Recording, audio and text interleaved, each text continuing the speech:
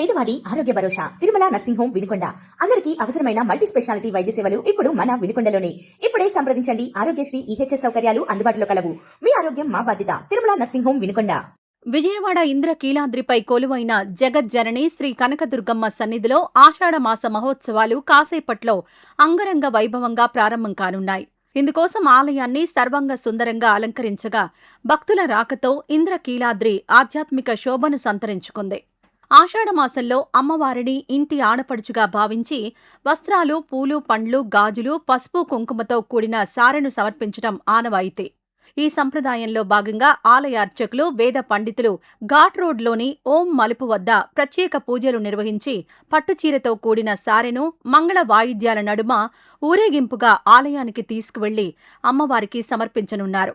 ఈ ఏడాది ఆషాఢమాస మహోత్సవాలు ఈ రోజు నుంచి వచ్చే నెల 12వ తేదీ వరకు కొనసాగనున్నాయి.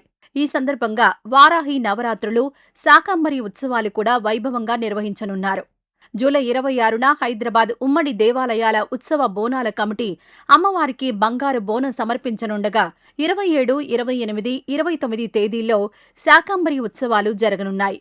ఈ 3 రోజుల పాటు వివిధ రకాల కూరగాయలతో అమ్మవారిని ప్రత్యేకంగా అలంకరించి విశేష పూజలు నిర్వహిస్తారు. భక్తులకు ఎలాంటి ఇబ్బందులు కలగకుండా దర్శనం, భద్రత, రద్దీ నియంత్రణకు దేవస్థానం విస్తృత ఏర్పాట్లు చేసింది. 2 తెలుగు రాష్ట్రాలతో పాటు ఇతర ప్రాంతాల నుంచి కూడా భారీ సంఖ్యలో భక్తులు తరలివచ్చే అవకాశం ఉందని అధికారులు తెలిపారు.